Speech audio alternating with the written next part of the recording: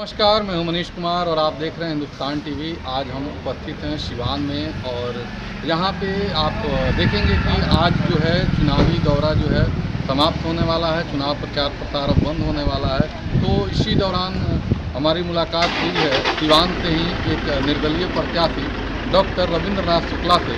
तो आइए उनसे हम जानते हैं और बात करेंगे कि अभी क्या कुछ माहौल चल रहा है, चुनावी माहौल क्या है। सबसे पहले आपका स्वागत है हमारे चैनल में। बहुत बहुत धन्यवाद। आज प्रचार प्रसार का अंतिम दिन है, कैसा लग रहा है आपको? बहुत अच्छा लग रहा है। अच्छा इसलिए है कि जो अपेक्षा से ज़्यादा क्षेत्र में जनता से प्यार मिला, अपार स्नेह मिला।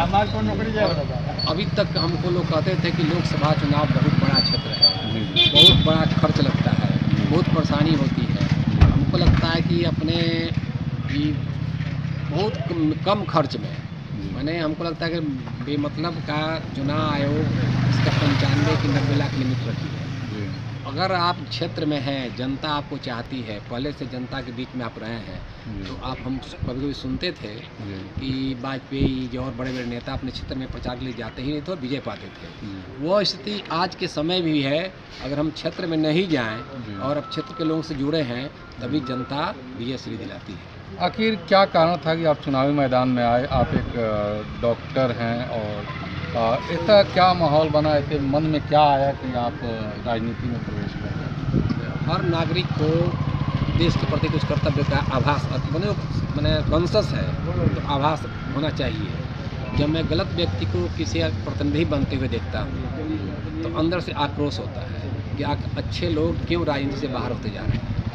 तो एक प्रयास है कि अच्छे लोग भी राजनीति में आवें और जनता के संपर्क करते जा रहा है। जितने बुद्धिजीवी वर्ग हैं वो बस रूम में बैठ के गप करेंगे, चर्चा करेंगे, कोसेंगे कि ऐसा गलत हो रहा है, सामने फील्ड में आके अपने को प्रस्तुत नहीं करते हैं।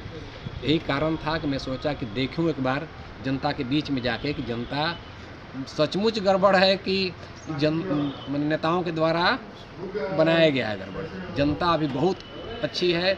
अगर आप देश में कोई गड़बड़ी, भ्रष्टाचार, लोगों में नैतिकता का पतन, टोटल नेताओं का देन है। इसमें जनता कहीं दोषी नहीं है। आप लगातार चुनावी दौरा किए हैं और आप सिवान के ही रहने वाले हैं, तो आपकी नज़र में मुख्य समस्याएं क्या है सिवान में? सबसे बड़ी समस्या सिवान में है कि प्रारंभिक शिक्षा का गिरावट। प्रारंभिक शिक्षा ही कारण होता है लोगों का संस्कार डालने का। प्राथमिक शिक्षा का स्तर तो इस सरकार में और गिर गया है, ख़त्म हो गया है। तो शिक्षा में गिरावट है, तब जो लड़के बड़े क्लासों में जाएंगे, जानकारी के अभाव में स्कूल छोड़ने लगेंगे, स्कूल से पलायन होगा। और अगर स्कूल से पलायन होता है तो गलत रास्ता पकड़ेंगे, कोई व्यावसायिक शिक्षा नहीं है। तो शिक्षा और बेरोजगारी तो मुख्य समस्या है। बेरोजगारी मतलब 90% लोग यहाँ गांव में घर बंद है, ताला बंद है, माँ बाप अकेले पड़े हुए हैं। लड़के के हाथ बंगलोर है तो घर में ऐसा क्यों? माँ बाप को बेसहारा छोड़ के लोग बाहर शहर में कमाने जा रहे हैं। बिहार की जाने वाली सारी ट्रेनें फुल हैं, इसीलिए कि यहाँ रोजगार नहीं है स्थानीय स्तर पर। तो रोजगार का सृजन कुछ तो सरकार करती है और कुछ अगर अच्छे व्यक्तित्व के आप सांसद चुनते हैं तो अपने प्रभाव से भी बड़ी कंपनियों को, कॉर्पोरेट सेक्टर को अपने यहाँ आमंत्रित करते हैं। तो यह विजन किसी सांसद के पास है नहीं, पूर्व के सांसदों को भी नहीं रहा। सबसे बड़ी समस्या रोजगार और शिक्षा। हमको तो यहाँ पे लगता है कि यहाँ पे कोई मुद्दा ही नहीं है। यहाँ पे लाल, हरा, पीला रंगों का ही चुनाव हो रहा है और कोई मुद्दा नहीं है जिसको लेकर के कोई भी मतलब प्रत्याशी फील्ड में जा रहे हैं। क्या कहेंगे? देखिए, वास्तव में आपकी बात बहुत सही है। वास्तव में हुआ क्या है कि नेता समझ गए हैं कि हम किसी प्रतिनिधि को, किसी कैंडिडेट को हम उतार देंगे तो जनता हमारी बधुआ मजदूर है, हमको मत दे के जिता देगी। तो अभी आपको क्या लगता है, दोनों सांसद तीनों गठबंधन के, आप सोचिए, दोनों गठबंधन चाहे गठबंधन से बाहर निकल के निर्दल प्रत्याशी के रूप में हैं, तो इन लोगों के पास अपना कुछ नहीं है। या तो दल के आधार पर, नहीं तो किसी अपने अभिभावक के आधार पर इनको वोट मांगने जाना है। अपना कहने कुछ है नहीं, तो अपना कुछ कहने को नहीं है, तब बाहर से तरह तरह के प्रलोभन, नेताओं के प्रभाव से वोट मांगने की तैयारी हो रही है। हमको तो अपने व्यक्तित्व से, अपने लोगों के साथ जो संपर्क हैं उनके आधार पर मैं जा रहा हूं और बड़ी प्रेम मिल रहा है। थोड़ी कमी है कि मैनेजमेंट की टीम मेरे पास नहीं है। जो लोग आजकल कॉर्पोरेट सेक्टर से मैनेजमेंट करा रहे हैं, बड़े बड़े रणनीतिकार हैं, उन लोग का सब जो जनता को भुलावा में रख सकते हैं। देखे ना पिछले चुनाव में बंगाल में क्या हुआ, खेला हो गई। तो जनता को जो राजनीति को खेला बना रहा है, जो इसको खेला बनाए, उससे क्या उम्मीद करते हैं? कोई राष्ट्र के प्रति समर्पित है कि अपने लालच, सत्ता के लालच के लिए समर्पित है? तो राष्ट्र के समर्पित लोगों की संख्या कम हो गई है। लेकिन उसके बावजूद अगर हम फील्ड में जाते हैं, जनता के बीच में जाते हैं, तो जनता समझदार है और जनता आपको क्या लगता है, राजनीति धन बल की चीज़ है या एक आम आदमी को सांसद बन सकता है? एकदम बन सकता है। अगर सांसद हम इस बार नहीं बनते हैं तो टोटल मेरी कमी है, इसमें जनता की कहीं कोई दोष नहीं है। एकदम बड़ी खुशी से कल का हम घटना बताएंगे। हम थकावट करते, बहुत क्षेत्र छूटा है हमसे। जो मेरे क्षेत्र है, एक बार जो फेस देखना चाहता है वो देख नहीं पाया, हम नहीं जा पाए। उतने संसाधन की मेरे पास संसाधन की कमी मैंने है। हम चाहते भी नहीं है कि पूरे चुनाव में मैं कहीं एक जगह गलत नहीं बात किया, असत्य बात नहीं किया, कोई मैंने गलत प्रलोभन नहीं दिया। और हमको आश्चर्य हुआ कि पूरे कैंपेन में एक औरत मेरे पास केवल आई कि सर थोड़ा वो कोल्ड ड्रिंक का बोतल पिला दीजिए। मैंने हमको इतने चुनाव क्षेत्र में एक औरत मांगने आई कि हमको कोल्ड ड्रिंक पिला दीजिए। वो भी हम उसको 1 घंटा बैठाए, समझाए कि तुम वो कोल्ड ड्रिंक क्यों पिला दे। ना हम वोट के लिए नहीं, मन है कि आप पिला दीजिए। तो जनता कितना निश्चल है जी। और आप उसको दे दे के पैसा प्रलोभन थमा रहे हैं, उसका आदत बिगाड़ रहे हैं। बस वही जो हर गांव में, हर प्रखंड लेवल में कुछ लोग सत्ता के लिए बैठे हुए हैं, मतलब समझे एजेंट हैं, जो कि उनसे पैसा लेके लोगों को बरगलाते हैं। आम जनता बोलते चले। कल हम 10 बजे रात में समझिए कि उस समय गए, लोग उठा के सरहरवा गांव में। आश्चर्य हुआ कि हमको उम्मीद था कि 10 बज गया है, इस समय लोगों को डिस्टर्ब नहीं करें। जान गए कि डॉक्टर साहब आए हैं, शुक्ला जी आए हैं, बूढ़े बूढ़े लोग, कल का देखिए सबका फोटोग्राफ है, सैकड़ों आदमी आके और सर न आप मेरे गांव में आ गए, यही धन्य हो गया। कितने गांव में इतना ग्लैडली रिसीव कर रहा है लोग। कल एक सब्जी बेच रही थी, लोग तो लोगों का कहने क्या क्या है, अरे रुआ तो आपन बनी, रुआ तो घर बनी, रुआ कर्जा से हम मैंने आप दबे हुए हैं, मैंने आप जो उपकार किए उससे इतना उपकृत है कि आपको मत देंगे। लेकिन सब्जी वाले को हम कथित हवाए बेच रहा था, बूढ़ा आदमी, तो कह रहा है कि बाबू तरह तो लीलार में लिखा गई बा, तू कहा कि हमें थमाता। मैंने लोगों की कितना भावना लगता है, कितना आत्मत भावना है, उस तरह से एक्सप्रेस कर रहा है। जनता बहुत अच्छी है, बड़ी खुश मन हुआ। कोई मुझे थकावट नहीं है और कोई मैंने दुख कष्ट नहीं हुआ। कितना दिन के प्रयास है, हमको लगता है अगर समय मिला होता, पहले से हम डिसाइडेड रहते कि हमको मैंने चुनाव लड़ना ही है और अच्छी तैयारी, हमारे जितने वर्कर हैं भी अफसोस कर रहे हैं कि अपने ही लोगों के पास हम नहीं पहुंच पाए। जी। मतलब घोषणा करने में ही आप देरी कर दी? घोषणा करने में नहीं, एक्चुअली हुआ क्या कि कुछ दिन पहले मैं जनसुराज से जुड़ गया जी। प्रशांत जी जिला के जनसंरक्षक क्षेत्र में, तो उससे अब चूँकि डाइवर्ट हो गया, अपने नाम पर अपने फेस पर आगे आए होते जी। तो ज़्यादा फायदेमंद। जब लोग कहते भी थे कि सर आपका जनसुराज से बड़ा व्यक्तित्व है अभी यहाँ, तब जनसुराज से जुड़ने बहुत लोग कहते थे। लेकिन हमसे जनसुराज सचमुच पदयात्रा कर रहे हैं, वर्कअप कर रहे हैं। हमको नहीं पता था कि हर रणनीतिकार कभी फील्ड में स्वच्छ हृदय से नहीं जा सकता है, उसके पास पॉलिसी है। वो तो करेंगे ना विधानसभा में अपने प्रत्याशी, मतलब उतारेंगे। जनसुराज से जुड़े लोगों का कहना है ये अभी साइलेंट है। जैसे ये चुनाव खत्म होता है हमारी कैंपेनिंग विधानसभा के लिए पूरी जोरों से। अच्छा ये बताइए कि हम रोज पढ़ा रहे हैं लोगों को, पाठ पढ़ा रहे हैं कि अब अपने बच्चों को भविष्य के लिए मत दीजिए, यही उनका था, अपने बच्चे को रोजगार के लिए मत दीजिए। लेकिन जब वक्त देने का समय है तो हम क्यों चुप रहे हैं? जिस समय ज़रूरत है यह बात जनता के पास जाए कहने की कि अपने बच्चे के भविष्य का नाम मत दीजिए, अपने बच्चों के शिक्षा के लिए मत दीजिए, अपने बच्चों को रोजगार के, और उसमें हमारा दल अगर आप उम्मीद साइलेंट है। इसके पहले भी एक कैंपेन वो बात बिहार की करके लेके उठे थे, वो भी साइलेंट हो गया वो कैंपेन। हाँ। फिर ये भी जो अभी चल रहा है आखिर क्यों समझ, प्रशांत जी से बात हुई, घंटों डिस्कशन हुआ। जी। हमको मना किया कि सर इस चुनाव में मत आइए, लेकिन आखिर क्यों? मौका है, जनता ये तो रण क्षेत्र है, समझिए कि लोकतंत्र का महापर्व है जी। उसमें आप भाग क्यों रहे हैं उसमें डुबकी लगाने से? जनता के बीच में यही जागरूक करना चाह रहे हैं आप जनता को कि मौका था, स्वर्णिम मौका था कि कहते कि आप कहते हैं अच्छे लोग, सामूहिक प्रयास, यही नारा है जी। तो यहाँ अच्छे लोग का नारा भूल गया था।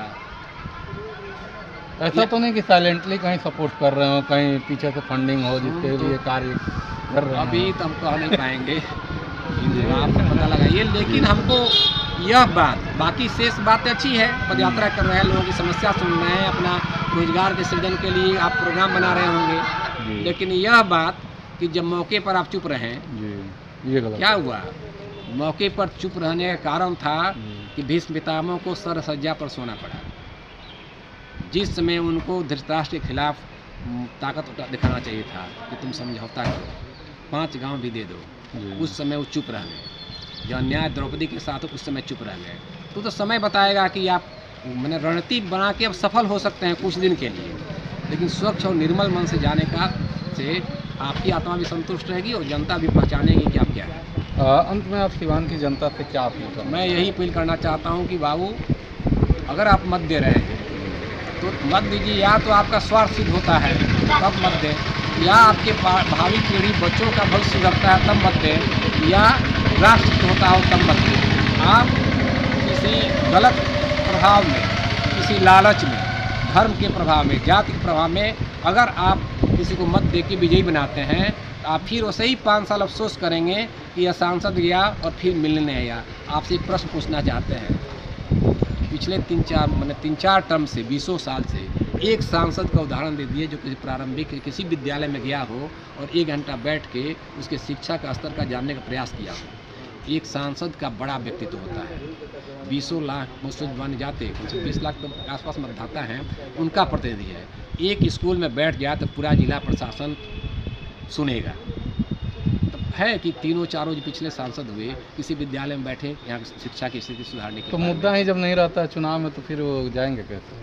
अरे मेरा मुद्दा तो कलर देख के होता है। इसी मुद्दा से हम जीत जाएं, जी।